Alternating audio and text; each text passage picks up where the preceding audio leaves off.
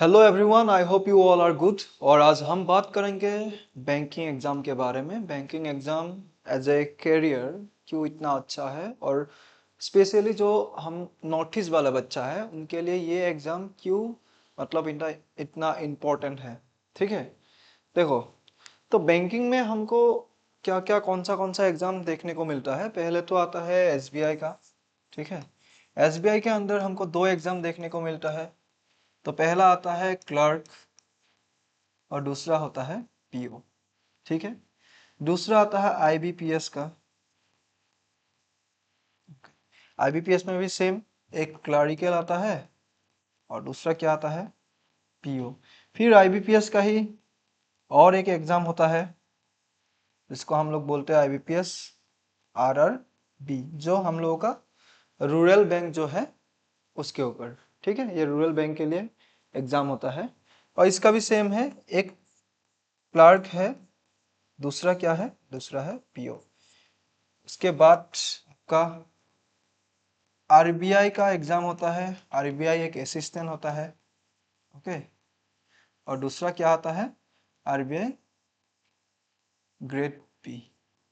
ठीक है, तो ये होता है आपका बैंक का एग्जाम। इससे ऊपर भी हम लोग चाहते हैं तो नाबार्ड का एग्जाम दे सकते हैं। ठीक है, एलआईसी का एक एग्जाम आता है, एलआईसी एलआईसी एडीओ और एओ।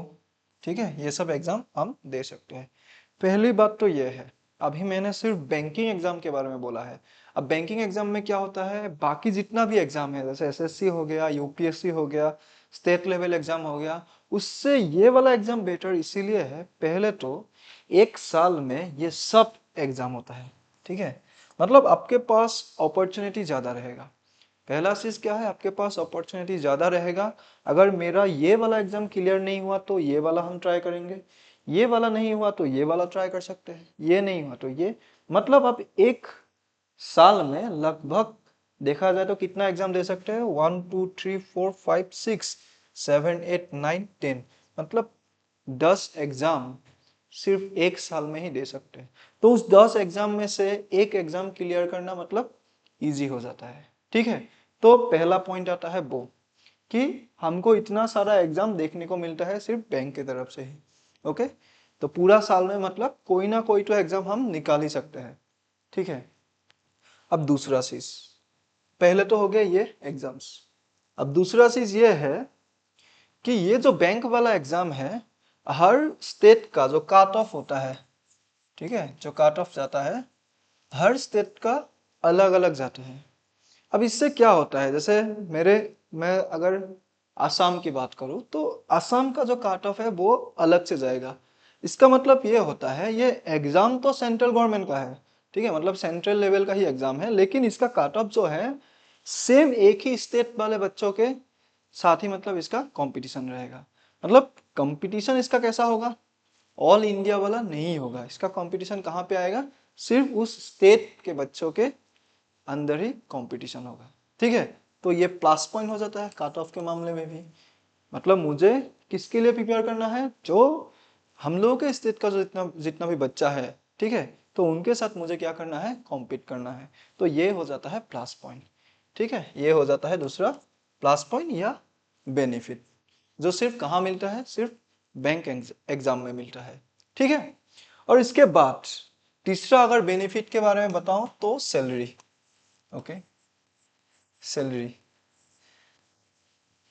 सैलरी का अगर हम स्ट्रक्चर देखते हैं तो जो क्लरिकल लेवल होता है, ठीक है, जितना भी क्लर्क वाला है उसको नियर अबाउट आपको 45 to 50 के मिल जाता है। ठीक है, 45 to 50 के आपको सैलरी मिल जाता है, सिर्फ वो कौन सा, क्लरिकल वाला में ही। और बाकी जो है जैसे पीओ हो गया, उसमें कितना आता है आपका 65 to 80 के सैलरी आपको मिल जाता है, जिसमें क्या होता है कि आपको यहाँ पे गाड़ी वगैरह भी मिलेगा। ठीक है, बहुत कुछ जो फैसिलिटीज वगैरह है वो आपको बैंक से प्रोवाइड किया जाएगा। तो ये सैलरी के मामले में भी ये बहुत अच्छा है। ओके, फिर बाकी भी एग्जाम देखे, आरबीआई का देख लेते हैं, नाबार्ड का देखते हैं तो यहाँ पे भी क्या होता है, लगभग 1 लाख के आसपास हो जाता है इनकी सैलरी। तो एक तो है मेरा पास बेनिफिट, बेनिफिट ये क्या है कि मैं अगर एक साल में, अभी जैसे यूपीएससी एग्जाम हो गया या एपीएससी एग्जाम हो गया, कोई भी पीएससी एग्जाम हो गया, ठीक है, कोई भी स्टेट गवर्नमेंट का एग्जाम हो गया, वो क्या होता है एक साल में एक ही बार आता है। तो उस बार हम अगर एग्जाम निकाल लिया तो ठीक है, अगर एग्जाम नहीं निकाल पाते हैं तो हमको नेक्स्ट ईयर तक रुकना पड़ता है। लेकिन बैंक में वैसा नहीं होता है। बैंक में क्या होता है कि एक साल में ही लगभग 6-7 एग्जाम आ जाता है। अगर ये वाला नहीं निकला तो दूसरा वाला हम ट्राई कर सकते हैं, वो नहीं निकला तो तीसरा वाला हम क्या कर सकते हैं, ट्राई कर सकते हैं। जिससे क्या होता है कि आपका जो पढ़ाई है वो भी कंटिन्यूअस रहेगा, साथ ही साथ क्या होगा, आपका वो जो होता है ना, लोग डिप्रेशन में चला जाता है एक साल में नहीं निकलता है तो डिप्रेस हो जाता है, स्ट्रेस हो जाता है, वो भी नहीं रहेगा। क्योंकि ये नहीं निकला है तो मुझे रुकने का टाइम ही नहीं मिलेगा कि तब तक दूसरा एग्जाम आ ही जाएगा, ठीक है। हर 3-4 महीने के अंदर एक एक एग्जाम आता ही रहता है। तो इससे क्या होता है, आदमी का जो मनोबल है वो भी नहीं टूटता है। एक बार अगर नहीं निकलता है फिर हम दूसरे के लिए ट्राई कर सकते हैं। ओके, तो इससे आपका प्लस होता है, आपका मतलब वो बेनिफिट होता है। ये बाकी एग्जाम्स में नहीं होगा, सिर्फ कौन सा एग्जाम में होगा, सिर्फ बैंक एग्जाम में होगा।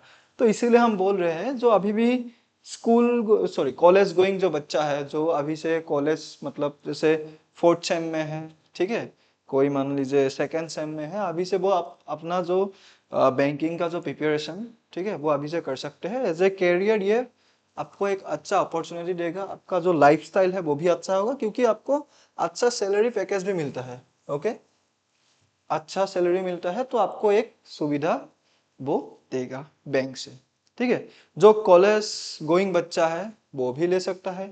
ओके, मतलब वो अभी से प्रिपेयर कर सकता है, और बाकी जो जितने भी बच्चा जो अभी रिसेंटली कॉलेज से उनका ग्रेजुएशन कंप्लीट हुआ है वो अभी भी इसके लिए प्रिपेयर कर सकता है। लेकिन ये एग्जाम सिर्फ आप आफ्टर ग्रेजुएशन ही दे सकते हैं, ठीक है।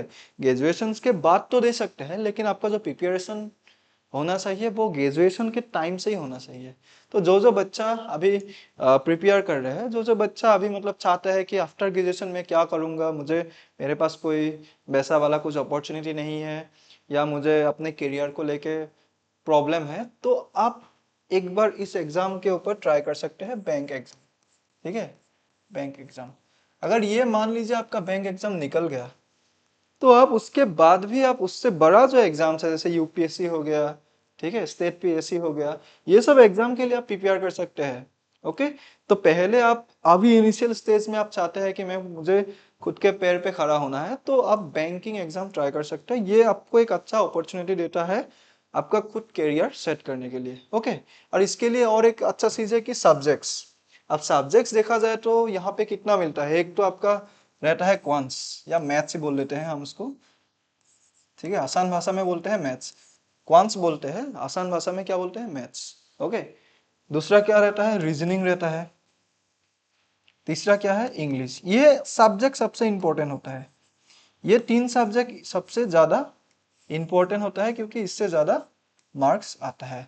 उसके साथ ही एक सब्जेक्ट है जीए, मतलब जनरल अवेयरनेस, जो बैंकिंग करंट बैंकिंग का जो मतलब आपका अवेयरनेस है या आपका करंट अफेयर्स है, उसके ऊपर से ये क्वेश्चन आएगा। लेकिन ये वो वाला कहाँ आएगा, सिर्फ मेंस एग्जाम में ही वो आता है, जो प्रीलिम्स में है। तो प्रीलिम्स के लिए आपको सिर्फ ये 3 सब्जेक्ट के ही ऊपर ही फोकस करना है, ठीक है। तो ये 3 सब्जेक्ट का फोकस कर लीजिए, मैथ्स का, रीजनिंग हो गया, फिर इंग्लिश हो गया। अब सिर्फ 3 सब्जेक्ट है, इसके ऊपर आपको क्या करना है, इसके ऊपर फोकस करना है, ठीक है। और बाकी जो है, बाकी जीए, वो कब आता है, वो आता है मेंस एग्जाम में। ओके, अब बाकी अभी क्लार्क एग्जाम के बारे में बोलेंगे तो क्लार्क में क्या आता है, सिर्फ आपका 2 ही फेज में होता है, एक प्री होता है और दूसरा मेंस होता है।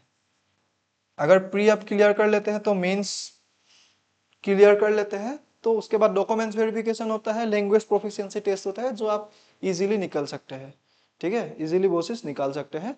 तो इसमें उतना प्रॉब्लम नहीं होगा क्लरिकल में। हाँ, पीओ में क्या होगा, पीओ में थोड़ा सा और एक ऐड हो जाता है, इंटरव्यू। ओके, या जीडी बोलते हैं, ग्रुप डिस्कशन।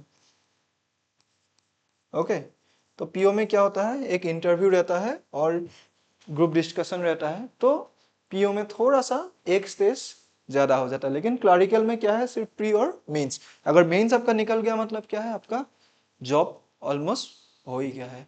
तो ये एग्ज़ाम जो है आपके लिए मेरे हिसाब से आसान रहता है बच्चों के लिए।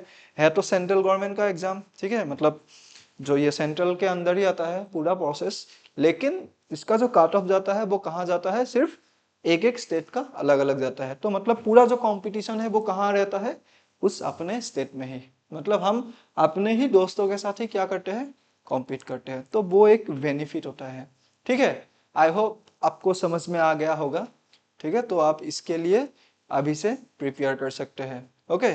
तो अगर आप लोगों को बैंकिंग एग्जाम के लिए प्रिपेयर करना है, या अगर आप चाहते हैं कि हम लोगों के साथ बैंकिंग एग्जाम प्रिपेयर करना, तो हम लोगों का जो है गाइडेंस वगैरह हम प्रोवाइड कर सकते हैं, ठीक है। आप हम लोगों को कांटेक्ट कर सकते हैं, ओके। आई होप आप लोगों को समझ में आ गया होगा। अभी से प्रिपरेशन कीजिए, ओके। और जो भी एग्जाम्स, अपकमिंग एग्जाम्स है, उसमें आप लोग भी एक क्या कर सकते हैं, एक अच्छा बैंकर बन सकते हैं, okay. Thank you, bye bye.